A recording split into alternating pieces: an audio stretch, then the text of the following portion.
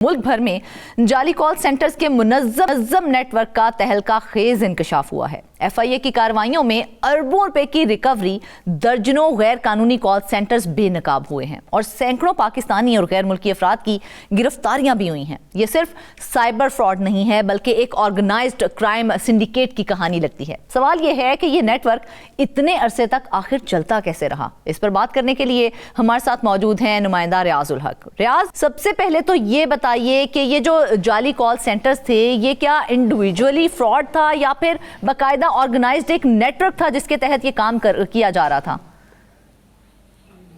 जी बहुत शुक्रिया फरजाना, और बिल्कुल ऐसा ही है। और हमने शायद पिछले कई प्रोग्राम्स में नेशनल साइबर क्राइम और साइबर क्राइम के जो मसाइल थे, फिर ऑनलाइन फ्रॉड और NCCI और इन सारे मसाइल को देखा। अब इसके दौरान ज़ाहिर हमने देखा कि जब वो यूट्यूबर्स वाला मामला आया, डक्की भाई वगैरह वाला, तो उसमें जो है वो NCCI का नाम आया। ज़ाहिर है वही सारे ऑपरेशन कर रहे थे, लेकिन इसके इस साथ साथ जो बड़ा जो चैलेंज था और ज़ाहिर है उस पर काफ़ी हद तक कंट्रोल करने की भी कोशिश की जो अब तक जारी है, वो था यही फेक कॉल सेंटर्स वाला। और मेरा ख्याल है कि पाकिस्तान में शायद हर 8वां या 9वां बंदा जो ऑनलाइन फ्रॉड है, जो व्हाट्सएप और आपके के थ्रू किया जाता है, आपके बैंकिंग के जो डेटा है उसके थ्रू जो आपसे किया जाता है, फिर आपसे बेटिंग ऐप्स के थ्रू कीजिए। हमने काफ़ी इस पर तफसील से जो है वो इस पर बहस भी कर चुके हैं, लेकिन इस वक्त जो हमारे साथ तफसीलात आई हैं वो ज़ाहिर है इंतहाई परेशान कुन भी हैं कि पाकिस्तान के अंदर जो है वो तकरीबन 400 से ज़ायद अफसरान ऐसे अफराद जो है वो पकड़े गए हैं, जिसमें गैर मुल्की भी शामिल हैं और पाकिस्तान भी शामिल हैं, कि जो ऑनलाइन फ्रॉड होता है, जो कॉल सेंटर्स के थ्रू जो फ्रॉड किया जाता है, ज़ाहिर उसमें ऑनलाइन भी किया जाता है। बाकायदा कॉल सेंटर्स का एक मुनज़्ज़म इंतज़ाम होता है।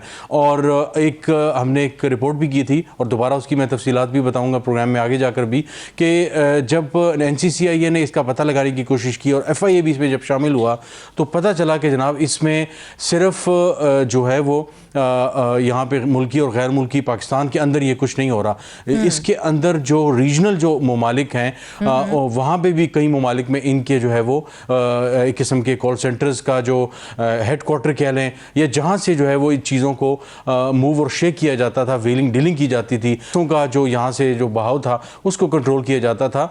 तो बाकायदा तौर पर न सिर्फ पाकिस्तान बल्कि पाकिस्तान से बाहर भी खित्ते के जो करीबी ममालिक है वहाँ पर उनके दफातर मौजूद थे और चीज़ों को यहाँ से मॉनिटर किया जाता रहा है। तो ऑनलाइन जो फ्रॉड है इसमें जो 4-5 बड़े जो शहर हैं वो शामिल रहे हैं, ख़ास तौर से इस्लामाबाद, उसके बाद लाहौर, कराची, किसी हद तक पेशावर, फैसलाबाद वगैरह भी शामिल हैं। लेकिन ये 3-4 दिन पहले नेटवर्क को रन किया जा रहा था। रियाज, बिल्कुल ऐसे ही है, इंतहाई मुनज़्ज़म तरीके से किया जाता रहा है और तकरीबन अब तक जो सुराग लगाया जा सका है वो तकरीबन 537 मुलज़मान हैं जो जाली कॉल सेंटर्स हैं इसमें मुलविस करार पाए थे, और जिनमें से तकरीबन 270 के करीब ऐसे थे जो गैर मुल्की थे। आप अंदाज़ा लगा लें कि तकरीबन थोड़ी सी निस्फ़ से ज़ायद की जो तादाद है वो गैर मुल्की इसमें शामिल थे। और गैर मुल्की जिस सतह पर काम करते हैं उसमें यह होता है कि वो पीछे रहकर काम करते हैं। जो बहुत से जो ऑनलाइन फ्रॉड है जिसमें जाहिर है फ्रंटमैन कोई और होता है लेकिन पीछे वही होते हैं।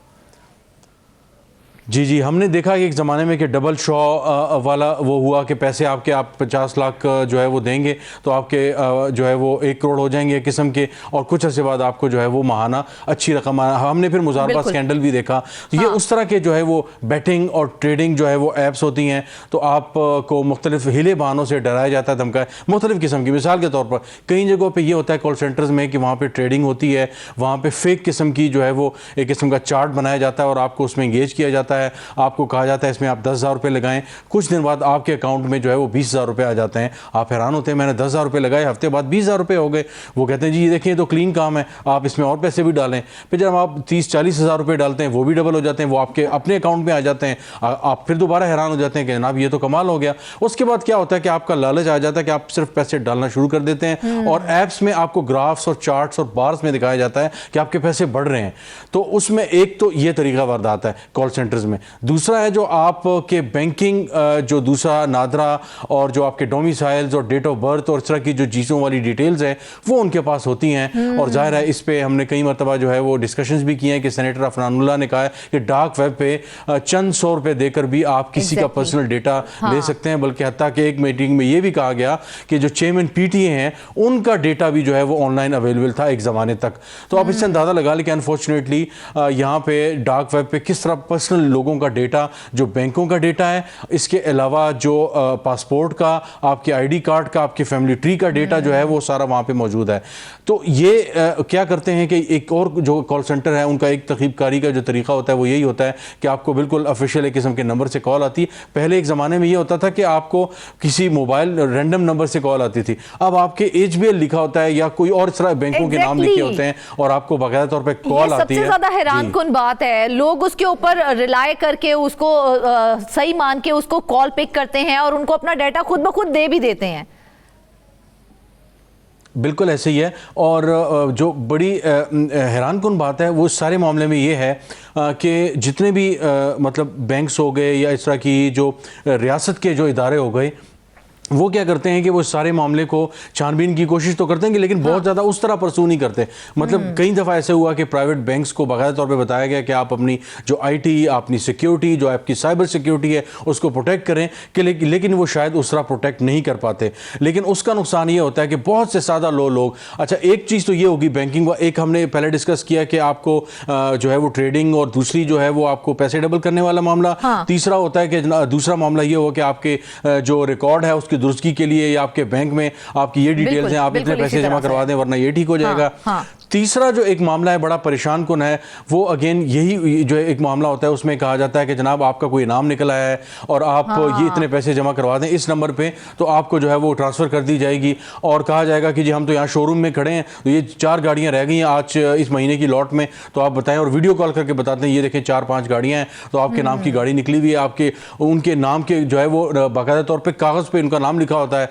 और वो ज़ाहिर है इंसान है हमारे पाकिस्तान में जो है मुआशी तौर पर शायद लोग इतना नहीं है। आप गाड़ी पे अपना नाम जब देख लेते हैं आप 1.5 करोड़ 2 करोड़ रुपए की गाड़ी पे, तो वैसे ही दिल ललचाने लगता है। वो कहते हैं 20-30 हज़ार रुपए 40 हज़ार रुपए देने में क्या हर्ज है। तो लेकिन वो सिर्फ 20 हज़ार रुपए बात खत्म नहीं होती, मजीद आपको जो है वो कहा जाता है कि जनाब, फिर वो कहते हैं जनाब आपकी गाड़ी इस्लामाबाद तक पहुंचानी है लाहौर से, तो उसके जनाब आप 50 हज़ार रुपए जमा करवा दें। आप कहते हैं गाड़ी तो वैसे निकली हुई है 1.5 करोड़ की, चलें 50 हज़ार रुपए और जमा करवा देते हैं। तो ये उन कॉल सेंटर्स का काम होता है जहां पे अच्छे खासे पढ़े लिखे लोग जो है वो भी फंस जाते हैं और अपनी रकम को गंवा बैठते हैं। अच्छा रियाज, ये जो सारी मालूमात आपने हमें फराहम की हैं उसके मुताबिक अगर देखा जाए तो 1 अरब 40 करोड़ से जायद की रिकवरी हो चुकी है। लेकिन असल सवाल मेरा ये है कि अगर इतनी रिकवरी हो चुकी है तो फिर असल फ्रॉड की टोटल अमाउंट कितनी हो सकती है?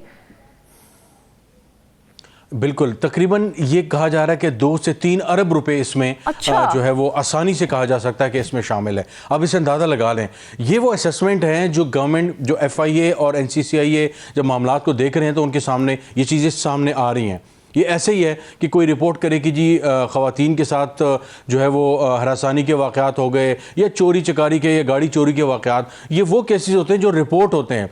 तो ये जो हमारे सामने जो रकम आ रही है 2 से 2.5 अरब रुपए की रकम, कुछ लोग 1.5 से 2.5 के 3 के बराबर ये रकम बता रहे हैं। तो ये रिपोर्टेड केसेस को थोड़ा सा असेस करके ये एक अंदाज़ा लगाया जा रहा है। कुछ लोग कह रहे हैं कि शायद इससे भी कहीं ज़्यादा है। अब इससे अंदाज़ा आप लगा लें कि यहाँ पे अरबों रुपए लोगों से ईंठे जा रहे हैं और यहाँ पे जो है वो ठीक है FIA किसी हद तक कोशिश कर रही है, लेकिन ये बहुत ज़्यादा बड़ा स्कैम है। और इसमें अनफॉर्चुनेटली ये हुआ कि हमने देखा कि NCCI और FIA के अपने लोग इसमें मुलविस रहे कि जहाँ पे अरबों रुपए गवा दिए गए, अरबों रुपए गवा दिए जा रहे हैं। लेकिन जो मालूमात हमारे पास हैं तकरीबन 54 गैर कानूनी कॉल सेंटर्स हैं। तो इतने अरसे तक ये 54 गैर कानूनी कॉल सेंटर्स कैसे ऑपरेट करते रहे? सबसे बड़ा सवाल यहाँ पे उठता है कि रेगुलेटरी सिस्टम कहाँ पर फेल हुआ, कहाँ पर उसकी नाकामी दिखाई दी? बिल्कुल फरजाना, ये एक ऐसा सवाल है कि जो पार्लिमान से लेकर मुख्तलिफ जगहों पे जो है बार बार ये पूछा जाता रहा। और जब हम पार्लिमान की बात करते हैं तो हमने पिछले हफ्ते 92 न्यूज़ पे ये ख़बर रिपोर्ट की थी, एक्सक्लूसिव हमारी ख़बर थी कि 11 से 13 सेनेटर्स और नेशनल असम्बली के मेंबर्स ऐसे थे कि जिनको ऑनलाइन फ्रॉड में जो है वो एक किस्म का धोखा दिया गया। एक को कहा गया कि जो एक खैराती अस्पताल है तो उसके लिए आप जो है वो हमें जो है वो हिदायत आई हैं, सीईओ ने कहा कि आपको कॉल करें तो आप अगर 30-40 लाख रुपए जमा करा दें। हैरानगी की बात यह है कि हमारे सेनेटर्स तक जो हैं वो इस फ्रॉड का जो है उसका खमियाजा भुगत रहे हैं।